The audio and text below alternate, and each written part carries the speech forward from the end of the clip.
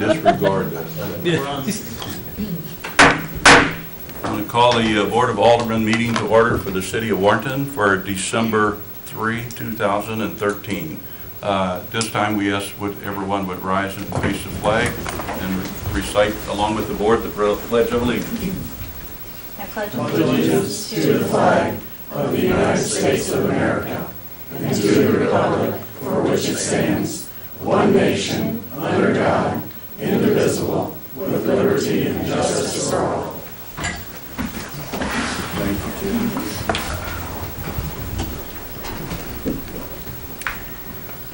First item on the agenda is hearing from the public. So we invite the public to come forward if you would like to address the Board of Aldermen. Come to the podium, state your name and the purpose of your remarks, and we ask that you keep them 5 minutes or less. So if anyone wants to talk to the board, please do so at this time.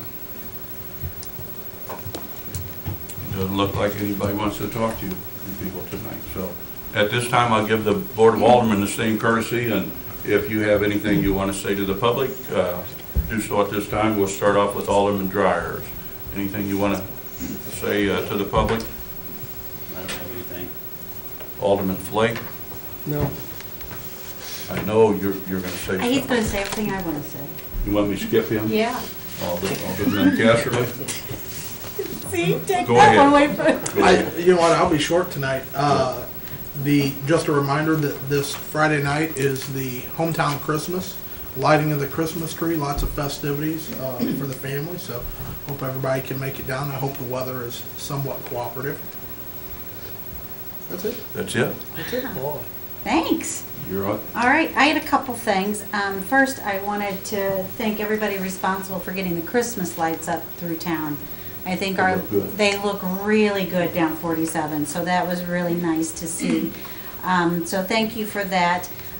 It's been brought to my attention the leaf burning issue in town, and I'd like the board in the future to address this. I think it's too late probably for this season, but we have a lot of people that are suffering through asthma and breathing problems, and leaf burning is not helping that. I know during our planning session we talked about options and services that we can provide the city, and I would like to add this to some of the options that we're looking at, what the cost would be to have leaf pickup from the curbside. You know, I'm sure it's going to be a pretty penny, but I would like to look into it and then get the public opinion if it's something they're interested in. Okay. I'd like to hear from the public on the leaf burning thing. I think it's something that we should maintain and have. My wife has asthma, and it does bother her, but yet we need to do something with the leaves, because where I live, there's a lot of them. So I would like to really hear from the public to let me know what they think. Good point. Okay, with hearing from the board, I got a short report also. John already took my hometown Christmas thing. I mentioned Friday night there is a part of the hometown Christmas is a chili cook-off, and Alderman Clark and myself have entered a team in the cook-off contest. So we're kind of looking forward to that, and we invite everybody to come out to the chili cook-off. Is it too late to enter? I don't think it's ever too late. Not too late to enter, too late to win. It's on. I agree. It's on. I agree. The winner's already put his in. That Oh, man. So we might have another team or two in the chili cook-off. We'll see what happens. So. The other thing I want to report on, that as mayor, sometimes I get to do some fun things and have some special powers. So I will exercise my executive powers on the 24th of December and declare at 12 o'clock on the 24th a mayor's holiday, and excuse all city personnel, with the exception of the police department, to go home and spend time Christmas Eve with their families. So, and outside of that, that's all I have. Item B, I wanted to show the public the video that the Greater Warren County Economic Development Council put together. I think it's a great tool to meet with companies and show companies what our community has to offer. I'm hoping that we as a city have the privilege to use that tool in our toolbox also. I don't see why they wouldn't. I mean, we're all doing after the same carrot there. So at this time, I think we'll go ahead and play. It's a 3-minute video. You might recognize some of the people in it. Do you want to continue talking? Sorry about that. Oh, I'm done. Okay. I'm done. It's the perfect place to live, raise your family. Our kids have opportunities to come back and live here. They can work here, they can work in the city. It's amazing when you start looking around, you don't realize everything that's available. I can't imagine a better place to raise my family. I've lived in the region for about 32 years now, born and raised in the area. We're about an hour west of St. Louis here. We have about 7,500 acres of nature. It's lakes, family, fun, so it's very safe and quiet and peaceful. There are concerts, movies, golf tournaments, car clubs. The fact that I can see nature and wildlife and interact with it, but still be less than an hour away from St. Louis means a lot to us. It's a nice school district. I like the recreational activities going around the town and around the region. For example, we have a lot of wineries and we go bike in the KT trail.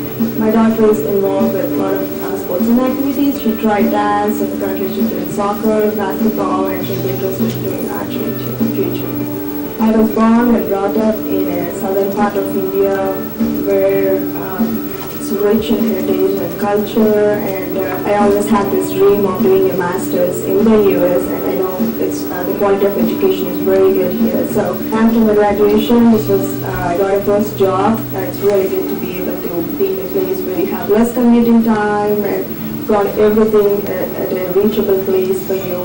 My husband works for Kraft Foods, and he's having a lot of fun being able to work at home. The broadband is really good in the region. My husband and I have both been here almost our entire lives.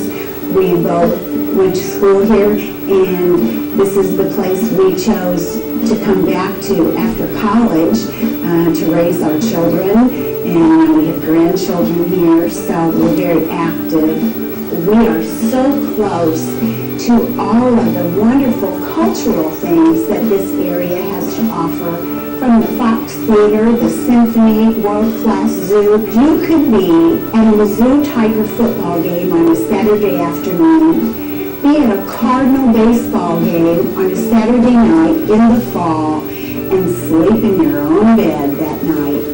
Housing in this area is very diverse. You can live in town, you can live in a subdivision that's right here beside the high school, you can live outside of town on 3 acres in subdivisions, you can live on 40 acres, you can live on a big farm. We've got great doctors here in town, we've got urgent care. What I liked most about the area was the schools. We raised both our children here, and we have one still in high school, one's in college. I think this area is, the way it's poised just outside of St. Louis, is that it's a melting pot. There's a lot of folks that come in. You'll hear people that grew up in North County or South County, or they'll move in from Chicago. They'll move from different areas. And the neat thing about this area is that you don't have to be born and raised in this area to actually be felt welcome and become a part of the community very quickly. The fact that I have a whole network of people I can call at any time to help any situation. Our motto here is the city for all seasons, and I think it truly is that. This community is small enough to know you, but big enough to serve you.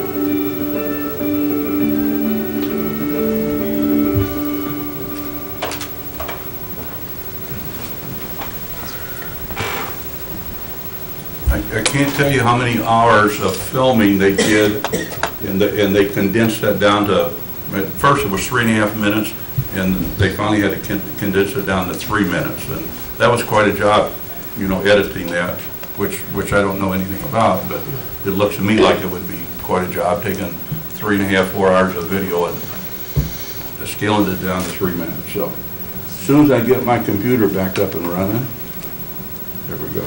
I'm going to move on. Good tool to have, Michelle. I hope you have opportunity to use that as well. Any amended items on the agenda? No, sir. I see we've scratched number 6, so that's not going to be discussed. I'm ready for Grounds and Maintenance Director Brad Boozy Cruz. Yes, I have, first on the, have on my agenda is the Public Works Bay enclosure. For that, for a total of $15,623.80. And the project was budgeted at $20,000.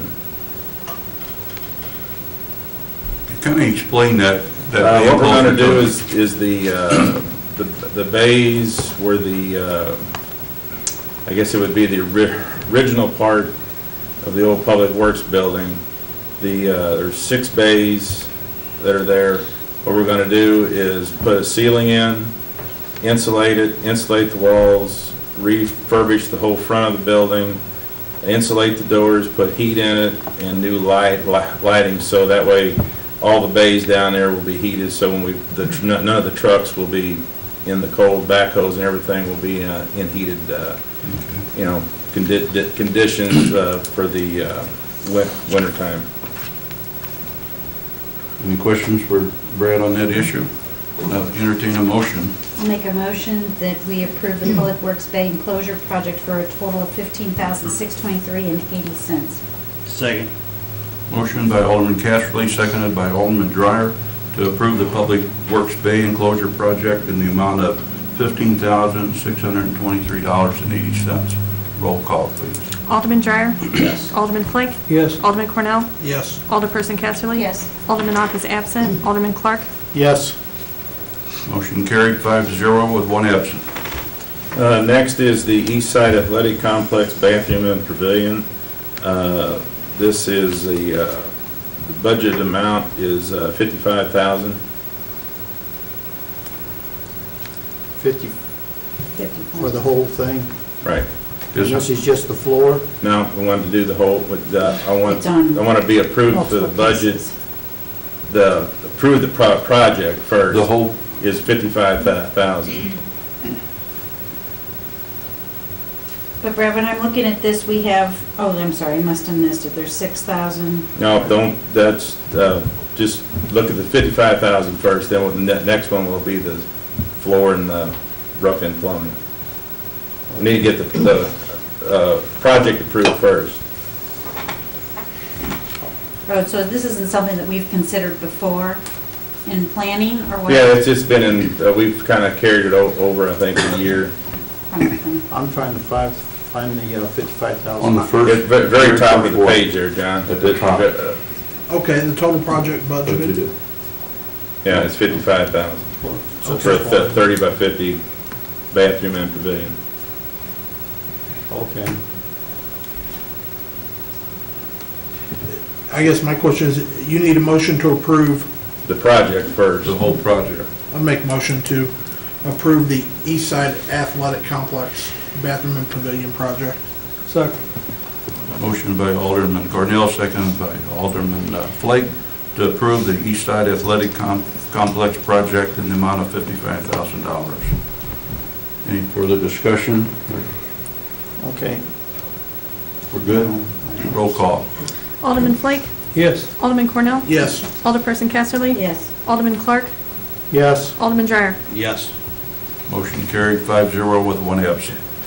Okay, next I'd like to have approval of the concrete pad and rough-in plumbing for a total of $6,090. Okay, if I understand it right, this is part of that same project? Yes, this is. And this is $6,000 of that $55,000? Right, there's a $55,000, yes. And there's nothing else in there that we're going to be voting on tonight? No, that's it for right now. I've just been lost up to that point. Make a motion to approve the expenditure of $6,090 for the concrete pad installation for the East Side Athletic Complex bathroom and pavilion. Second. Motion by Alderman Cornell, seconded by Alderman Dreyer, to, approve the concrete pad for the East Side bathroom and pavilion in the amount of $6,090. I'm assuming, Brad, that this portion of it fit within your plan? So when you looked at the total budget of 55 and the piece that we're approving here tonight, Yes, that's part of it. And it will bring the whole project in under 55. Right, I just had to get the project approved first, and this is Okay. we're starting work. Will on these it. restrooms be open, or will they be locked up like the rest of them? Do what now? Will these restrooms be open all the time? Out at the Or will they be complex, locked up? these Will we be getting rid of probably- any of the porta-johns? No, this is what we're trying to eliminate. This is gonna be on the east side where we have the porta-johns. for Yeah, so these- will we getting rid of a few of those? Right, yeah, we'll be getting rid of those, and these will be open when they have practice or whatever, in the ball games and what have you, they'll have them open. during regular hours. Okay. So you're just gonna kind of piecemeal this along as. Right, as we start, if we can get the floor and stuff in now, we're trying to hope to kind of beat the weather, maybe get it in and then work on it this winter and. What? Good kind luck of finish tomorrow. it. Snap, snap. Yeah. That's it. Any other discussion? Roll call, please. Alderman Cornell? Yes. Alderperson Casterly? Yes. Alderman Clark? Yes. Alderman Dreyer? Yes. Alderman Flake? Yes. Motion carried 5-0 with one absent. Next, I have an update for you on the Channel 108, the charter. I don't know if it was in early enough. We've seen all the markings out here in the back along Morgan Street. They've got that scheduled for, they were going to try to do it this week, but the reason our cable has had so much problems, they found that this new cable they buried down here has either got scuffed or something they've got it, they're going to have to replace it.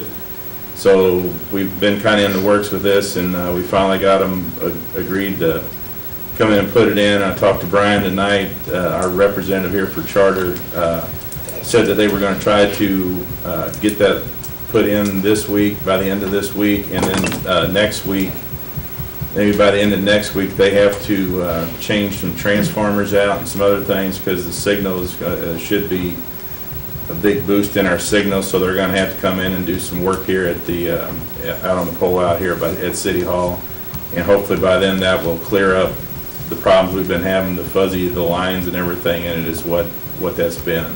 So he just wanted me to pass that along to you all. And Good.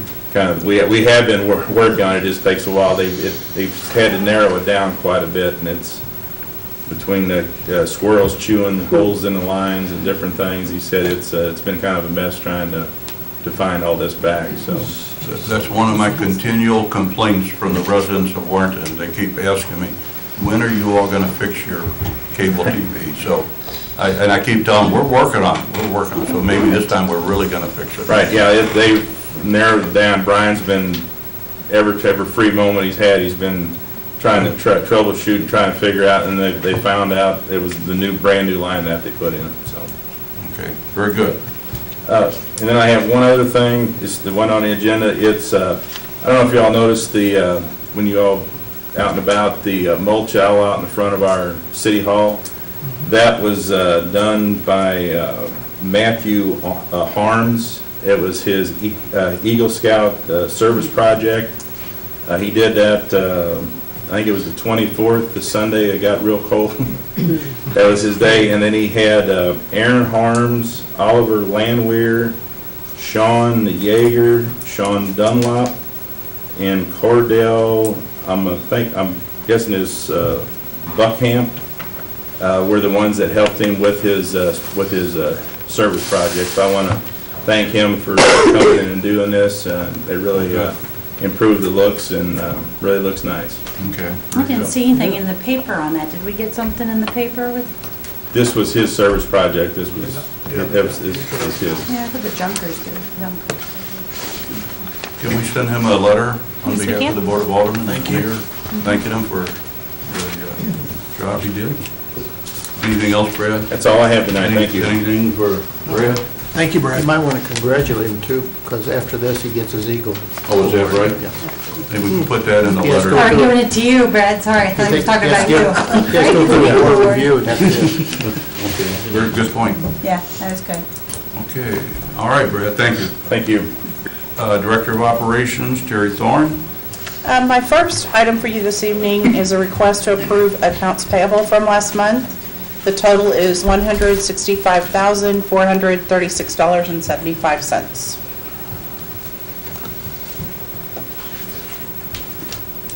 make a motion that we pay the accounts payable. I can't find that total again. 165, 436.75. Second. Motion by Alderman Casterly, seconded by Alderman Flake to approve the accounts payable in the amount of, what was it, $165,436.75. Any discussion? I need a roll call on that. Alderperson Casterly? Yes. Alderman Clark? Yes. Alderman Dreyer? Yes. Alderman Flake? Yes. Alderman Cornell? Yes. Motion carried 5-0 with one absent. Can I make one statement on that? We're still euthanizing dogs and cats. Have we done anything about that? Remember I brought that up, I think in August, we had a huge list of animals. I mean, how does our shelter work with that, or how do we handle cats? Well, they try their best to place them in no-kill shelters or adopt them out. And when all else fails, the euthanasia route is the way they go. Over the past several years, they've had a pretty good success placing animals. They've just not had the same amount of luck this year. Yeah, just, and I don't remember the number, and well, actually, they're right here. 1, 2, 3. I mean, what's So the, 12, I think, this year? Yeah. for the year? No, for this, For the in month. this This month's month. accounts payable. That just seems to be a lot of, I'm assuming they're dogs, they may be cats as well, but I'm wondering if there's, so I guess we have it on our website, any other way to publicize the, our shelter? Well, they put them on the website. I believe they post them up here in the lobby as well, and also on various websites. Yeah, we see them in the paper occasionally, see that, but, all right. I think you're also not seeing the number of animals that they have adopted out. Right, right, and I'm sure, it just seems like a lot of animals, that's all. I'm just always surprised at that. I don't want them all. I was just gonna say, you got some space in your house, you got kids moving Be out. careful what you wish I for. know. Okay. You ready to move down to monthly report? Yes, sir. You have the monthly report in your packet. Sales tax continues to be over budget from a year-to-date perspective by 6%. I am hopeful that that will continue, but I am not comfortable enough that we won't have a short month, because typically the upcoming month is a short month as far as the receipts for sales tax, so we'll see where it stands, but for now it is still running above budget.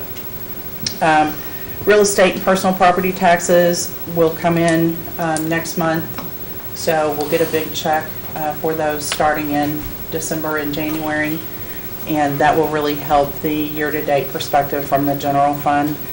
There's really not anything else here significantly different than what we've seen, but I'd be happy to answer any questions that you have. Any questions for Terry concerning the monthly report? You good with that? Let's see. My next item for you is a request for approval to pay the Missouri State Auditor $38,737. Do we have a choice? No.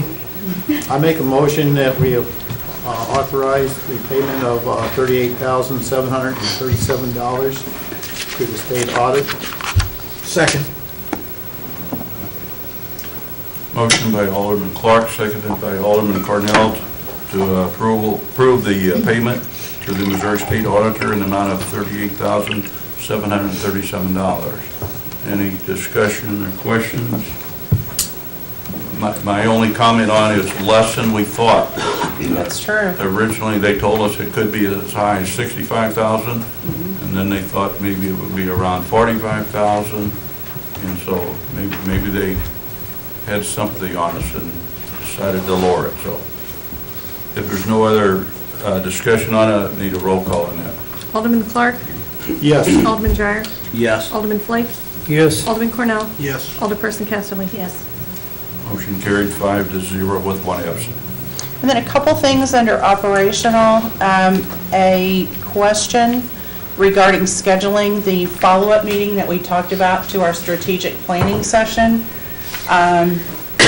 Looking at the week of December the 16th, we have a board meeting on the 17th. So have considered Monday the 16th or Thursday the 19th. I think if we start at 5:30 or 6, we can do it in 2 to 3 hours and actually finalize our plan and prioritize. If that works, then we can get that component finished by the end of the year. And then early in January, we'll start working on the action plan. So the 16th and the 19th are our choices? The dates that seem to be open at this point. Okay, a Monday or a Thursday. Yes. So what's the board's preference? I can't speak for the board, but for mine, the 19th. You prefer the 19th? Yes. I won't be here the I'm fine 16th. on the 19th. Alderman Cordell, I can try the 19th. 19th. Alderman Flake, I think that'll be all right. Alderman Dreyer. That's fine. Thursday, the 19th of December it is. Great, thank you. Also, a question from Melody in regard to attendance at the Boone Slick Regional Planning Commission's annual meeting later this week. She needs a count to know whether we need to post that as a public meeting or not. I've already responded that I was going to be in attendance to that. I don't know if any other board members are going. What was that again? It's Thursday night. This Thursday? This Thursday. I think it starts at 5:30 and dinner at 6. No. Going? I'll be out of town. Okay, just me. Then we don't We're have good. to post it. Okay.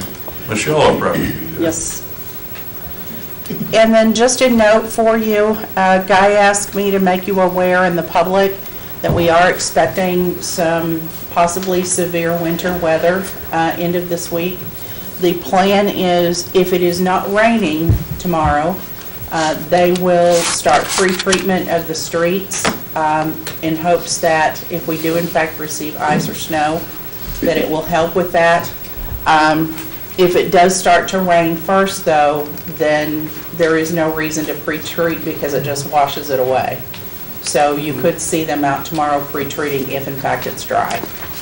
And they have all the equipment out, they've tested it all, everything is working and they're ready. So if it comes, they will deal with it. Okay. And that's all I have for you tonight. Anything for Terry Thorne? When will we know about Christmas festivities if we have bad weather? How are we going to be notified about the downtown Christmas? I will, if I hear something from Jason that it's been canceled, the WDA's canceled it, I will let you know. Okay, thank you. Are you going to, Michelle, are you going to report on the float? Yes. Okay. Any other questions? Yeah, what are we going to do with all that chili? That's a good question.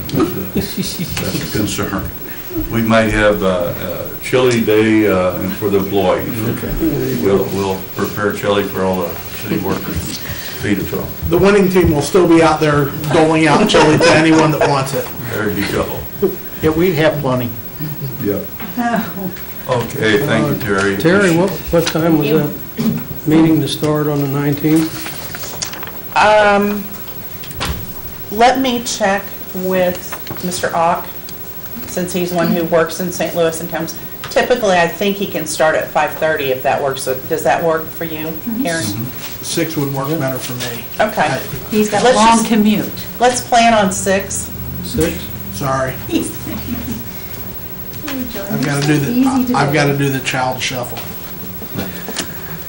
So 6 o'clock, let's just plan on that. All right, thank you, Terry. You're welcome. Michelle, you're up. The only thing I have for you the main thing I have is my economic development update for you.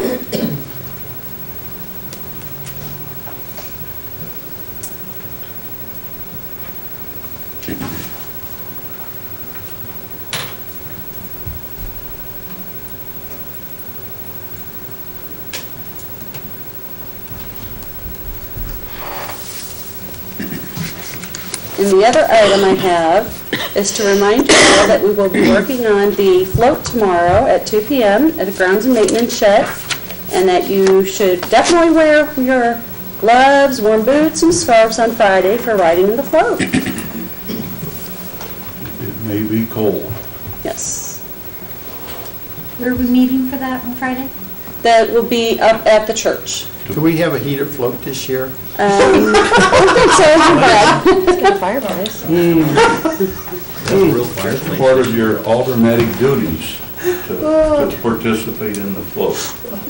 I don't know if we're sitting on straw. We may have some residents that want to light it on fire. That may work. It's possible too. And that's all I have for you. So it looks like there are some people showing some interest in the community, and that something may develop out of one or two of those. Okay. Any questions for Michelle? Okay, we're going to let you go. Thank you. Thanks, Michelle. Thank you. And we're moving down to recreational director, or up to recreational director, Dottie Phillips. Good evening. The first item that I have is the Recreation Monthly Report, and I do have some updates for you on numbers for the 3 programs that we have listed. The Holiday Dinner and Dance, that's targeted for 50 plus. We currently have 0 people enrolled. We have 0. We have done quite a bit of marketing for that and taken flyers to churches as well as to the senior center and all of the senior communities. So I'm not sure that there's much more that we can do there. Is the issue, I mean, are we targeting the wrong age group? Maybe we need to go older or younger, or? Well, you know, we did the 50 plus. That's commonly where you see the age break for programs of this nature for, I don't want to call them seniors because all of these people aren't seniors, but that's usually where the break is. So I think once we get our brochure out and it's going to every home, that's going to be a good start in getting the information to more people. And I also think that we are starting to work a little closer with the senior center and their staff to try to get you know, some contact there with the seniors and kind of get them to know us. So as time allows, we'll continue to go over there and try to, you know, build some relationships. The Lunch with Santa, I believe that program will definitely have enough to go. Currently, we only have 6 enrolled, but people always wait till the last minute. They do have, for both of these programs, until this Friday to register. And then the Club 55, which is a program that we created as a means of getting information to those people who are 50, 55 plus. Basically, a lot of them don't utilize Facebook and things like that, so we want to be able to have an alternate means to get information to them. So if they register for Club 55, then they get the information sent to their home rather than, you know, us just depending on Facebook. So we do have 1 person who's registered, which is, you know, I mean, we haven't done a whole lot of marketing on that yet, so that's a good start. Okay. Dottie, have you contacted KWRE? Do they do public service announcements and free advertising for community events? They have a calendar, and we do have it on the calendar, okay. But as far as any, you know, radio ads, no, we have to pay for those. And okay. So we just don't have the marketing, really, dollars for something like that for this type of program. Understood. That's all on the monthly report, unless you all have any questions about that. Board members have a question for Dottie? We're good, move on. Okay. The next item that I have is the 2013 operations summary and recommendations for next season. The 2 items that I want to point out is the recommendation to consider running the swim lessons in-house rather than using the management company. We had a lot of issues with that, and I think that we can hire people and manage that ourselves and offer a a higher quality program. There wouldn't be any additional cost, because rather than paying the management company, we would just be paying them ourselves, so we would just take it, it wouldn't be included in the new contract. So that's the first kind of major change. The second major change is to adjust pool hours. When you look at the second page of this report, you see that on the operating side of our budget, we were in the hole $55,759. And in addition to that, we spent another $55,000 on capital improvement. So in total for the year, we were in the hole by $111,500. So my recommendation to try to reduce that at least by a little would be to cut the hours and to get our hours a little more uniform with what you typically see in a seasonal pool. By doing this, we would reduce the hours by 126 hours per season, and it would save us $5,000. It also, another benefit to it is that we could adjust the hours that we're offering swim lessons and other aquatics programs, which I think that would be very good if we could do that. We could offer more sessions per evening, as well as try to add some programming like junior lifeguarding and maybe some additional water exercise classes. But I need some direction from you guys on this tonight, because we are going to try to get our brochure to print by the end of the week. So I'd like to be able to put any updated hours in that new brochure. The repairs makes our project or our pool operation look worse than what it really is. When you spend $55,000 repairing the slides and pool to make it usable, it's hard to recoup that. So, but I don't know any pools that make money. I mean, if we think we're going to be break even running a swimming pool, I don't think that's going to happen. I'm not sure how you would do that. So is the board comfortable with Dottie moving forward with this? How do you think that will affect past sale? I mean, there is a negative side to reducing hours by 126 hours over the season. Some of these certainly make sense to me. I'm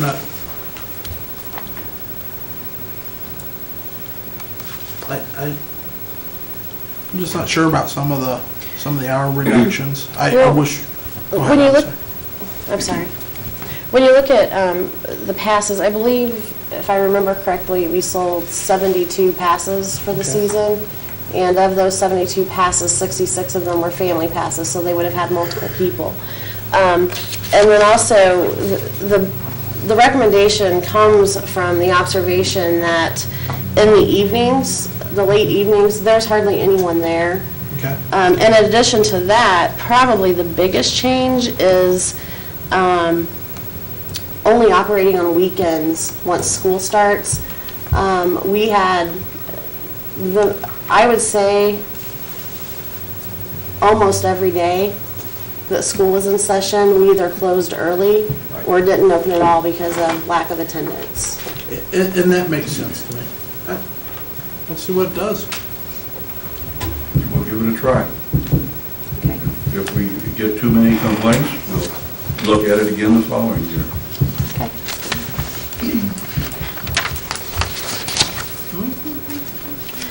The next item that I have is the year-end concessions report and recommendations for 2014. I am a little bit disappointed in this. I had hoped that we would do better, and I think I might have even promised that we would do better.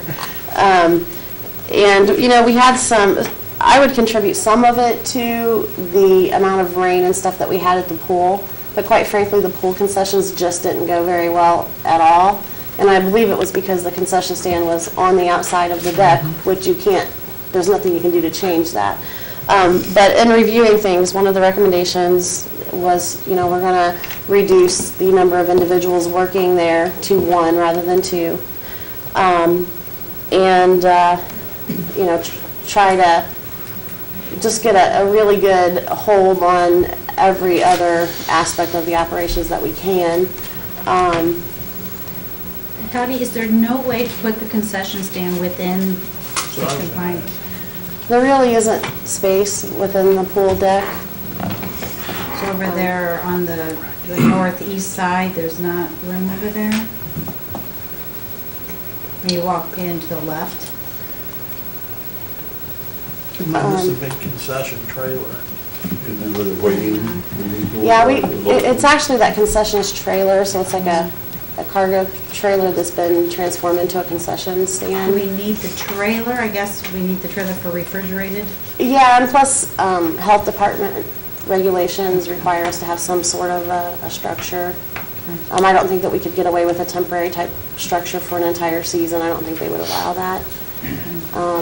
We've looked at other options, putting it inside that main room, there where the guards are, and that just isn't feasible either. There just isn't the space. Not an easy fix. One of the good experiences that we had with the concessions operations was our relationship with Cole Wholesale. Our customer service from them was great. The prices, they were the lowest prices that we were able to get. So I would like permission to extend that contract for 2014.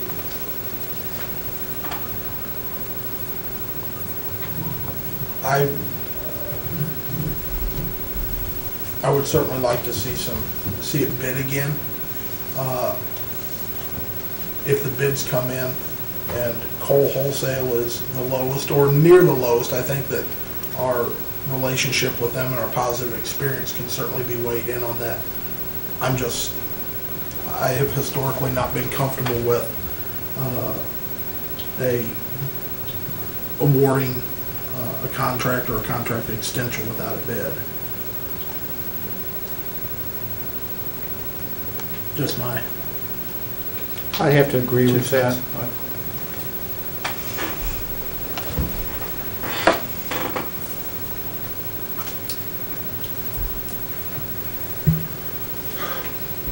I don't have a big feeling.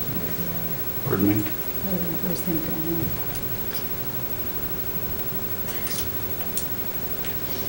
Fred, Jim. Oh, Fred, you all have any feelings on that one way or the other? Alderman Dreyer?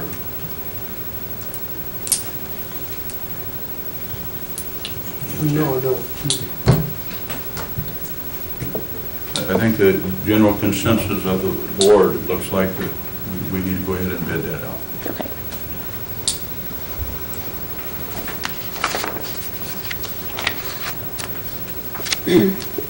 The next item that I have is the Play Scholarship Program. Play is an acronym for providing leisure activities for youth. We've been talking about implementing this program since I started working here last December. We have basically been kind of researching what other places do, and then making sure that we could have some, we had to wait until the baseball, softball, soccer season was over so we could use the commission check from our pictures as the money to get it started. The program doesn't commit us to providing any certain amount of scholarships or funds to people. Basically, it commits us to providing what we have available. And then also there's a very structured program laid out here. Basically, they have to be eligible for this free or reduced lunch program through the school district. They have to be a citizen of the city of Warrenton and then provide us with the paperwork that shows they meet that criteria. Once they are approved, then they would be able to participate in 2 different programs per year that the fees are covered by us. One of the questions that we will always ask people is is there any amount that you were able to pay? So if it's somebody who qualifies, but they are able or want to pay a portion of it, they certainly can, and then we pick up the extra out of the scholarship fund. This, actually, we've before this has ever even gone anywhere, we've had 2 different individuals who have stated that they would like to make a contribution to it. Okay. So I feel very positive that we will have the funds to provide scholarships. And I think it's a great, program for the community, so that kids who can't necessarily afford to participate have that option now. How do we determine, based on what funds we have, how do we determine who gets the scholarship, or is it just automatic if you meet these guidelines? No, it would be, basically they would apply for it if they're approved, and then they say, I want to register for baseball, which registration starts in January, and we have the money available, then they get the money. First come, first serve of It's eligible. first come, first serve of eligible people. So never will there be a time where we have committed to providing somebody with a scholarship and don't have the funds. If the funds aren't there, we just don't have Well, the that's funds. what I was wondering, how we decide for that, so first come, first serve. Yeah.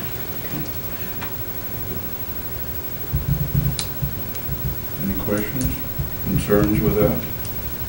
I just, knowing how many people are on free and reduced lunches at our school, it concerns me about how much we have in funds for stuff like this as well. That's all. I mean, because I see the needs probably pretty great. Greater than the funds. Right. Yeah. But, again, we're not saying there's an endless first come, first serve. I know.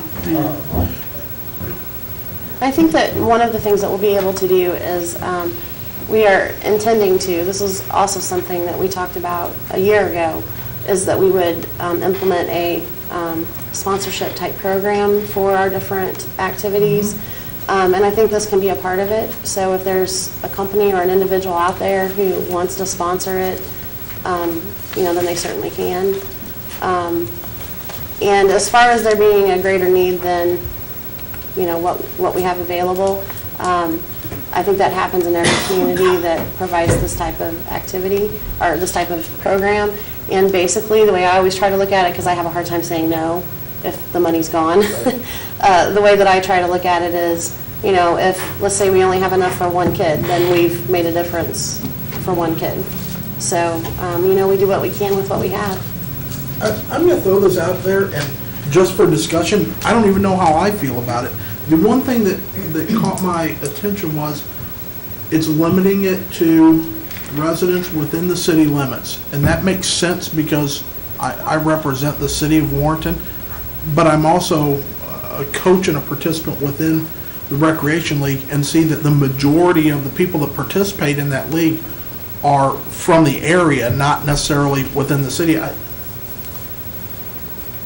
Like I said, I don't know how I necessarily feel about that, but. I mean, Alderman Cornell, one of the things you could think about, because I did look this over and read through the language of it, one option you could look at as you implement this, which I think you guys have some time to consider the implementation, but what I talked to Dottie about was getting it set up so you can start receiving donations, start building some money, is the idea about how you could give first preference to residents, where you could allocate, really it's the unknown, how much money you can have there. Right. You could allocate a certain amount of it to, or a certain amount of scholarships to out of city residents and whatnot, because there are a lot of residents that participate, and you want it to be a regional thing, but really just trying to get, I think it can be kind of organic, but trying to get it set up to be able to receive some donations, because there has been interest and follow-up with regards to that. Okay, let's proceed, and I'll bounce that around in my head. I mean, part of the way we get the feedback is the people who are donating the money. Sure. Let's get information from them if they want it. Yeah. Would including participation regionally increase the donations even, so. Okay, let's. So the next step then in this would actually be creating the policy that goes along with it, with the parameters in there for that sort of thing. So that'll be the next step. And okay. creating the program. Thank you. Okay, so we can move forward with this then? Yes. Yes. Okay. The next item that I have on the agenda is the Junior Warrior Youth Basketball League. This is a new program. It is not budgeted for. This is something that we've been talking about doing for also over a year, or right at a year now. There's a great need for this type of program in the community, and the school agreement that we worked on and have finally got approved, it was the first step in being able to start creating some of these type of programs. So the first thing that I need from you guys is approval for the operational cost for the program, which will be amended in the budget amendments that are coming up. So what do you think the operational cost is? It's actually on the back. It's only based on 100 participants for the first season. You know, that's just a wild guess. We have no idea how many kids we're going to get. So it was based on 100 participants, and the total expenses was $3,800. Okay. I guess my question would be, where in your budget is that going to come from? Or where is the money going to come from? For the operational expenses, it comes out of the general fund. On money that we already And- budget through for? I'm sorry. Enlighten me on how we're going to pay for it. We would have to move money out of contingency in the general fund to the recreation department to fund this program, because it is not an existing program at the current time. Okay. I know like a junior basketball league in the past, when my children were going through that age, I believe it was the Rotary or the Elks or somebody sponsored that. Have we looked at any partnerships or anything like that? We have not looked at. Existing organizations already doing this? We have not looked at partnerships. I believe there is a league through one of the churches. Another note, though, regarding the budgeting is what you see here, the $3,800, is the second page is actually a break-even analysis. So if we get 100 people and we charge the $45 registration fee, we would be covering our cost for the operational expenses. So yes, we would still have to transfer the money because we have to, have that there to pay for it, but we also should get that money back on the revenue side of it. Yeah. Well, I need to look at it as worst-case scenario where we don't have anybody and how it's going to be paid for, not what might come in, is how I look at it. Well, if we don't have anybody, we won't have the league. Well, or we only have 25 people. We won't have the league. Yes. Any amount that we get, because we did the break-even analysis and the pricing is based on that, any amount of kids that we get that we have enough to actually have a league for, we would break even based on the $45 for operational expenses only. That does not include the capital expenses that are going to be next on the agenda. So Dottie, the teams and the 100 kids playing, do we think there's more kids that aren't playing on the Holy Rosary teams currently, or are we counting on Holy Rosary season being over and picking those kids up? I'm not sure if we'll pick up those kids or not. I don't think you will. I think the date ranges, my daughter is enrolled in the Holy Rosary League, and they will be running pretty much simultaneous. But most teams fill up. Most of the teams fill up, and there's, to my knowledge, waiting lists to get on some of those teams. Plus, this is considerably less expensive. I believe the Holy Rosary League is $85 per child as opposed to $45.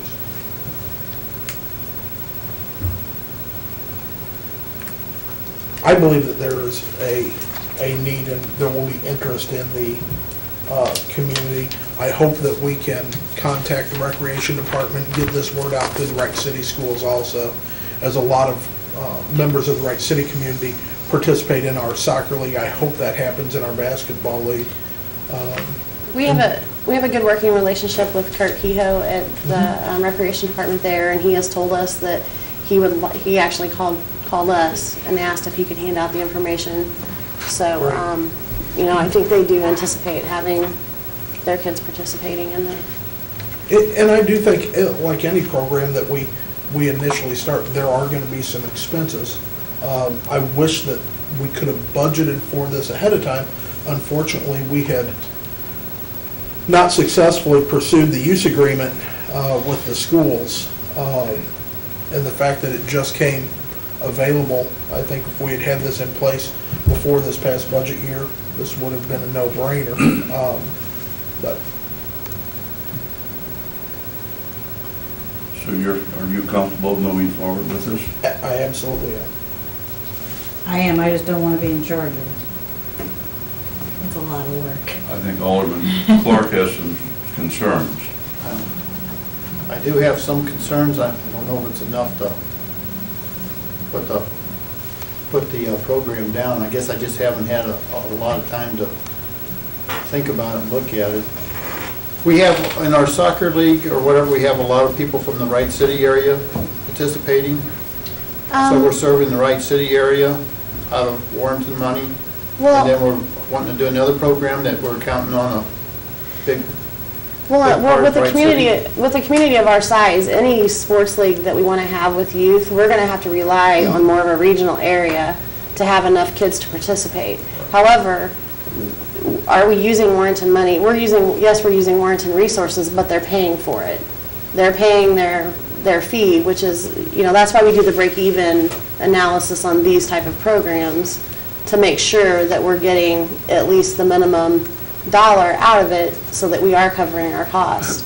Our soccer league, if we did not allow those kids to participate that are from other communities, we wouldn't have a soccer league. And they cover their costs, correct? Yes, they do cover their costs, simply because we just don't have the population for that. So then the decision becomes, do we want to provide these type of services to our residents within the city of Warrenton, or do we not want to provide them and have them go to, wherever it is they would go? And I'm not sure where that would be. The other, I noticed that, at least on the basketball, I haven't looked ahead to the volleyball, and I don't know if this is consistent with soccer. There is a 10% non-resident fee built in. So the city is not only covering their costs there.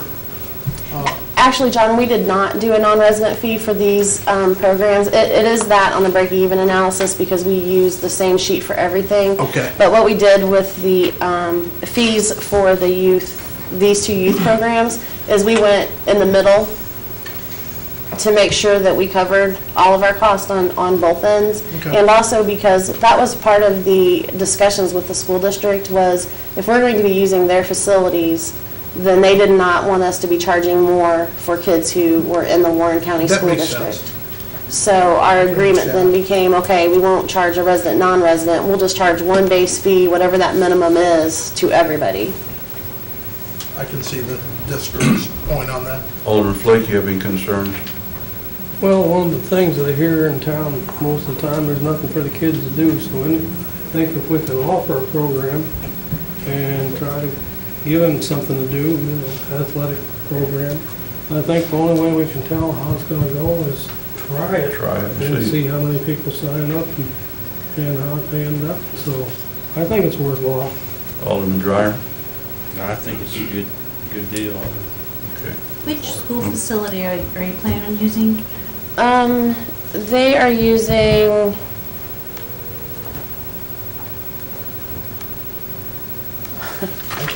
I can't remember. Yeah, I'm sorry, I can look that up for you and get back to you, but I can't remember off the top of my head. And part of that use agreement was cleanup by the school janitorial service? Or No, we'll be cleaning up our own. So who will be doing that? We will have a recreation aide there who will be responsible for it. Now, when I say cleanup, I'm talking picking up trash. It's not going to be a in-depth cleaning. It'll just be picking up the trash and, our own area. Floors and... Yeah, we won't be cleaning floors. Putting it back to the condition that we walked into. Right. I mean, if there's a spill, let's say somebody spills a soda on the floor, well, obviously, we're going to have to clean that because we don't want kids to track through it and get it on the court. So we'll have access to that equipment to do so. But as far as sweeping, mopping the floors, we won't be doing that. We'll just be picking up the trash. And the reason why I asked that is after running the Holy Rosary program, there's a lot of infrastructure that goes on as far as cleaning and monitoring and controlling the crowd and that kind of stuff. It's not as easy as you bring the teams in, they have a couple refs and a scorekeeper. There's a lot of stuff that goes on in those games. And so I want to make sure that we're prepared to staff that. That's why when I made the comment jokingly, I don't want to be in charge of it. It's not an easy task. It's not like you just show up with a ball and play. Well, one of the school, they preferred and have committed to using their coaching staff and their players kind of as a community service to help coach it and also to help officiate it and to help with the scoring. So that is why we're able to offer this program at this price. We're not having to hire people to do all of those extra things. Now, we will have staff on site who will be overseeing the entire thing.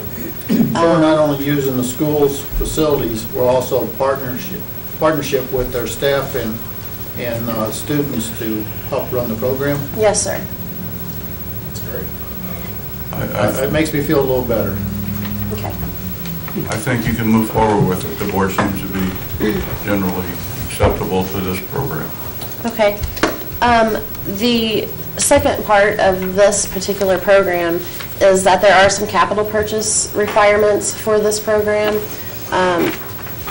The total cost is $2,500. And that capital purchase includes adaptable goals, be 2 sets of adaptable goals. Basically, they sit on top of the existing basketball hoops to drop them down for the smaller age kids. And then some tabletop scoreboards so that we can keep the score and, the time and everything like that. Obviously, this purchase, what we will do is we'll work with a local vendor to have this ready for us once we determine that we have the registrations to support actually having a league. So we will not order this equipment until the registration deadline and we know that we have the numbers. So once again, during budget amendments, we would be requesting an additional $2,500 from the capital sales tax fund for the Junior Warriors basketball program. So we're going to wait and see how the sign-up goes. Before we purchase the equipment? Yes. But you want the authority tonight to Yes. purchase?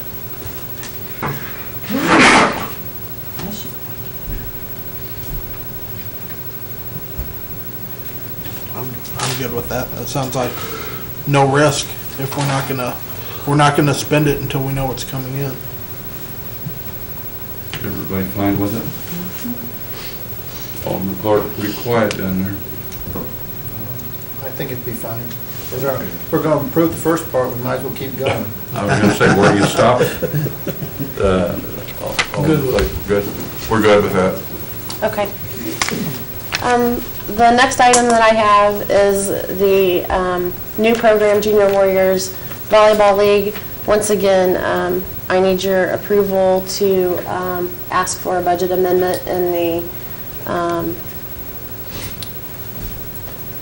I need your approval to ask for a budget amendment for the Junior Volleyball League. And again, the operational expenses would be covered under the general fund, but it also is a break even. The total amount, it's only based on 40 participants. And the total amount was $1,774.50. And again, this would be covered by the actual participant registration. What was that total again? $1,774.50. That's based on 40 participants.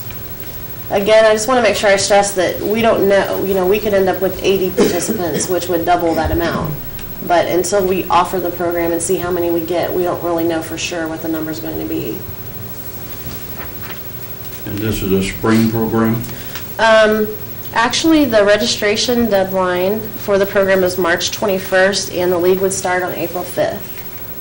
So it basically starts right after the basketball is over. Okay, that's going to be my question. Are they running together or? No, it'll start afterwards.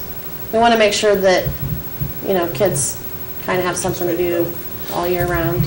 I see one part on your proposal, add 10% for non-resident fee, and has a figure there that I'm not for sure what that means. You know, it looks like something happened on my formula there. That's what I said, it looks like a figure.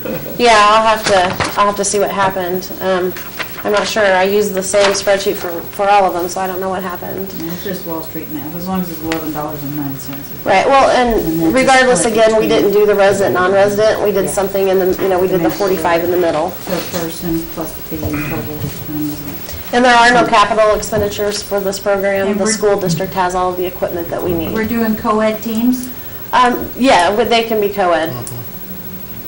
The basketball will be co-ed and the volleyball will be co-ed.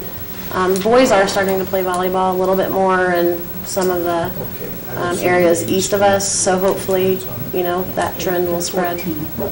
Any concerns about giving authorization to this? Nope.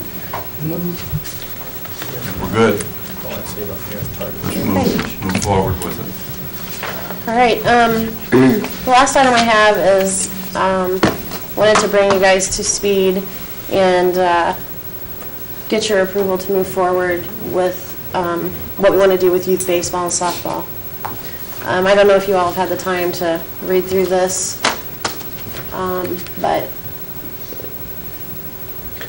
I've had time to read through it, and I've also had the opportunity to have a discussion with you.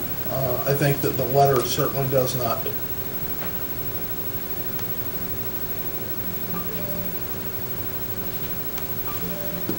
the letters back and forth certainly don't reflect that you had originally received a call from the OCAC League, upset that we were even exploring our options of a different league. And I believe at that time, did they indicate any deficiencies in our program, or were they just upset that we were looking? they were upset that we were looking and expressed, I believe, pretty close to exact words where we did you guys a favor by letting you in 2 years ago. The person who I spoke to, who's in charge of their program, was very upset that we were looking.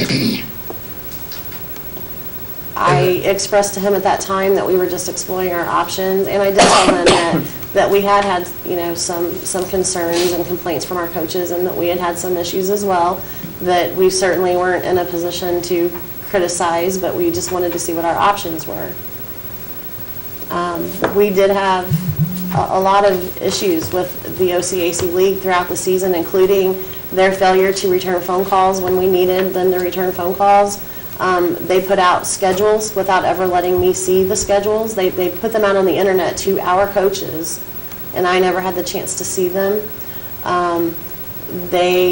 We had several coaches who called me frustrated because they had been trying to call OCAC about games that were to be played at the OCAC fields, and nobody would ever call them back, and then games were played and they didn't show up because they didn't know they were played. So we had quite a bit of things that went on. One of the things that concerns me that I noticed today as I was reading the letter, one of the things that I had expressed to the gentleman who's in charge was I didn't like it that we weren't included, like our coaches weren't included like the rest of the coaches were in these meetings, and that I was never informed and Jared was never informed of when those were happening and what was going on. He said, well, of course you're welcome to come to any of those. And I said, well, I'd appreciate notification in the future when you're having them. Well, when I started reading the letter today, it dawned on me that evidently they had a meeting on November 4th.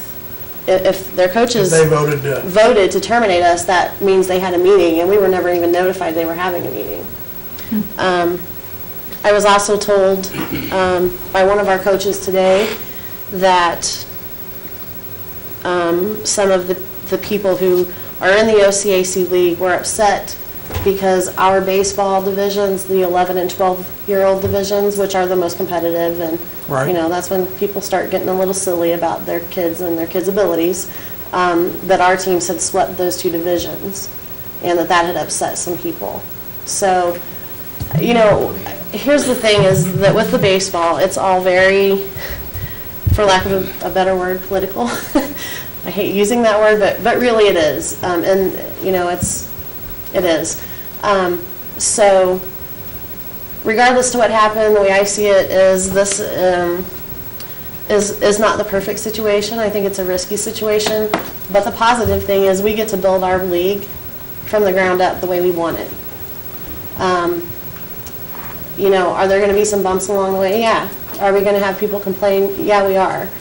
But I think that this could be the start of possibly a very good opportunity for us to build a league that is superior to that we've been playing in for the past 2 years. And frankly, I don't have a problem saying that or letting anybody, with OCAC know that I said that, because I take personal offense to the things that he said here. I think that our program was run very well, and quite frankly, maybe how good our program was run and the questions that we asked and the issues that we brought to light may have brought out some inadequacies in their own program. And correct me if I'm wrong, you've been here, done that. You've started a league from scratch or near scratch and were Yes, successful. I have. The New Horizon Youth Sports League that's west or east of us, has been a very successful league. It's been in existence for about 8 years now, and those numbers have grown. My former city, when we started that league in the first year of it, we went from 26 teams to 52 teams in 1 year. Okay. And that was just our city. It didn't include the other entities that were included in our league. So, My question is, how did we get in that league to begin with? And what were our expectations of joining that league? well, we were in that league when I started last year. This past season was our second season in the league. So how we got in that league, I would have to let someone else answer that question. I'm not really sure how we got there. And I can't tell you what the expectations were for entering that league, but I can tell you what my expectations are for a youth baseball softball program, and that is that we have very clear communication with people, that they know when their games are being played, that we have consistency with officiating throughout, with umpiring throughout the different places that we play at, and that the people who are the organizers of those leagues are kept up to date in every single entity, so we know what's going on at all times. None of those things happened with OCAC. Okay, any other questions for Donnie? Good luck. Are we done with Dottie's meeting? Do you have anything else, Donnie? Nope, that's it. Thank you. You've been a busy Okay. girl. We're ready to go to Melody Groove. This is the local access channel items, which is the channel 108.1. I would like to make a change at the bottom. It'd be the writing in red. For items listing special events and functions, an end date must be included with the request, which of course, after a special event, you always have an end date. But there is events and functions that are held that don't have an end date. And there's some stuff that's advertised that is not within Warren County. So if we can make some changes to that.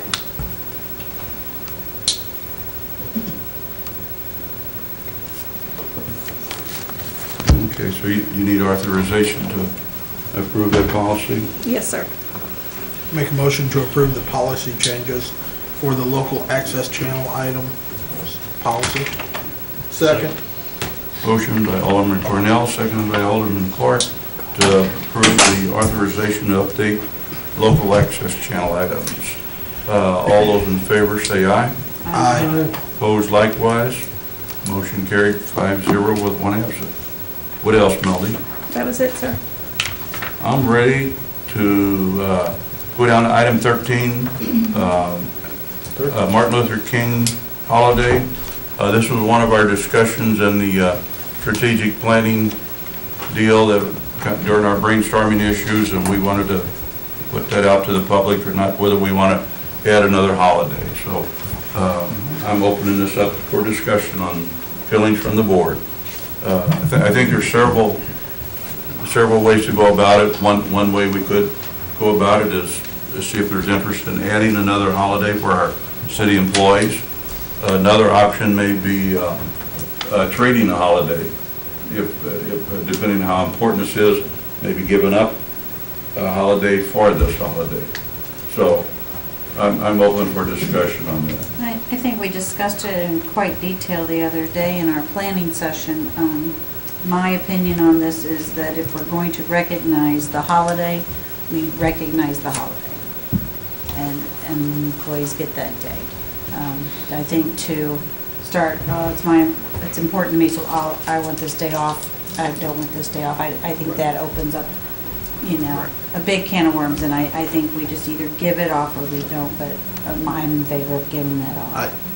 And some of the discussion had at that planning was the number of holidays. I work for a government agency. I will tell you, and I've told people that have been critical of me for the number of days I get off, I can't argue with that. There are a lot of state and federal holidays that government offices, banks, post office are closed. I don't think that is part of this discussion. This discussion is about observing Martin Luther King Jr.'s birthday, something that has been, I looked up today, became a federal holiday in 1986, and since 2000 has been observed by every state. I think we're long overdue in observing this. I think it's important to observe it, and would make a motion to observe Martin Luther King Jr. birthday and recognized as a paid holiday. Second. We have a motion on the floor from Alderman Cornell, seconded by Alderman Casserly, to approve the Martin Luther King Jr. as a city holiday. Before we vote on this, I don't know if, Terry, if you have any financial things about what this would cost the city to have this extra day for people to be off, or? For most of the staff, there won't be any financial impact because they basically get the day off with pay, which they would be paid if they're working. The only department that it might have an impact would be the police department, because that's a place that we can't let the staff be off, and I don't have a number prepared for that, Mayor. Okay. It will cost the city something because we're not getting a day's worth of work out of them, right? It will be a cost in productivity. You're giving another yes, paid holiday, and that's not free. No, you will lose the productivity of that day, And the but as far cost of that day is there. but It's there another will be, paid as part of their benefit package. It's what it would be, another day off, just like Thanksgiving or any other day. correct. I think the other issue that the board needs to consider, if you approve this extra holiday, it's not something you can take back next year or 2 years. It's going to be permanent. Yes. You'll never, if you give something away, you're never going to get it given back. So I'm certainly open to discussion of trading a day if we want to do that. I mean, when it comes right down to it, Do we absorb, do they get President's Day off now? No. they get off Black. A lot of people I've talked to that, the president, I asked them, should we have Martin Luther King's Day off? And most of them asked me, the first thing they asked me, do we get President's Day off? And they say, if we don't get that day off, we shouldn't be doing Martin Luther King. Whether that's the right way of looking at things or not, I don't know. I look at mostly of a financial point as anything. Once you give that day up, it's going to cost you, it costs you money to have people off. And it's not free, it's not absorbed, it is a cost.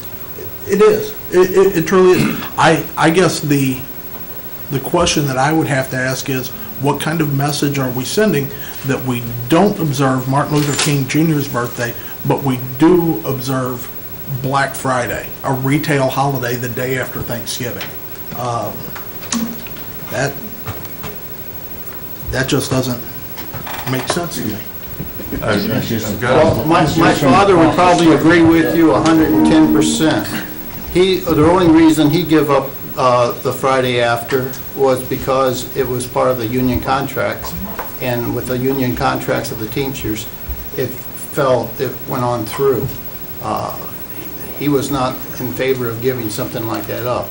It wasn't for, I can't say at that time it was given up for Black Friday, but it made sense to a lot of people to take off that day, or a lot of people were already taking off. So it had nothing to do with letting them off to go shopping. We let them off as convenience, and again, there was some reasoning behind letting people off the day after Thanksgiving. There was reasoning earlier tonight. We gave a half a day for Christmas Eve. I could go either way on that. I'm looking at as much as anything from an employer's view, not from an employee view. Most of you have always been employees, never employers, and that makes I think, a difference there. You're spending taxpayers' money. You bet. And I am an employer right now. As an alderman, I am an employer. It's not coming out of your pocket, that's for sure. Before I call for a vote, I haven't heard from Alderman Flake or Alderman Dreyer. Any concerns? Not really. Alderman Dreyer? Well, I actually want to tell John that the reason they're off, most of you off on the Friday after Thanksgiving is the cost of restarting the factories and stuff. It costs so much to start it up for one day and then shut it down for the weekend. That's the main reason that you get off on Friday. I'm going to ask for a roll call vote. Alderman Dreyer? No. Alderman Flake? No. Alderman Cornell? Absolutely yes. Alderperson Casterly? Yes. Alderman Clark? No. Motion failed, 3-2 with one absent. I'm going on to item 14, bills to ordinance. I call for the first reading of bill number 50-13. Second. Motion by Alderman Clark, seconded by Alderman Dreyer for first reading of bill number 50-13. An ordinance amending section 405.255 subsection 1C of chapter 405 of the municipal code of the city of Warrenton, Missouri relating to accessory buildings and structures. Call for second final reading and adoption of bill number 50-13. Second. Motion by Alderman Flake, seconded by Alderman Dreyer for second final and reading and passage of bill number 50-13. An ordinance amending section 405.255 subsection 1C of chapter 405 of the municipal code of the city of Warrenton, Missouri relating to accessory buildings and structures. Any questions or concerns? Roll call, please. Alderman Flake? Yes. Alderman Cornell? Yes. Alderperson Casterly? Yes. Alderman Clark? Yes. Alderman Dreyer? Yes. Motion carried 5-0 with one absent. Bill number 51-13. Call for the first reading of bill number 51-13. Second. Motion by Alderman Clark, seconded by Alderman Dreyer for first reading of bill number 51-13. An ordinance amending Appendix A of Chapter 405 zoning regulations of the municipal code of the city of Warrenton, regarding 3 commercial use G retail sales and services for bakery and food services, service uses in the RC1 and RC2 zoning district. Call for second, final reading and passage of bill number 51-13. Second.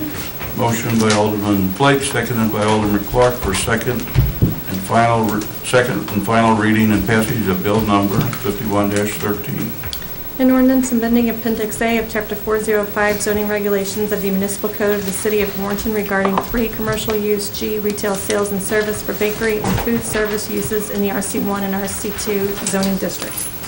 Roll call, please. Alderman Cornell? Yes. Alderperson Casterly? Yes. Alderman Clark? Yes. Alderman Dreyer? Yes. Alderman Flake? Yes.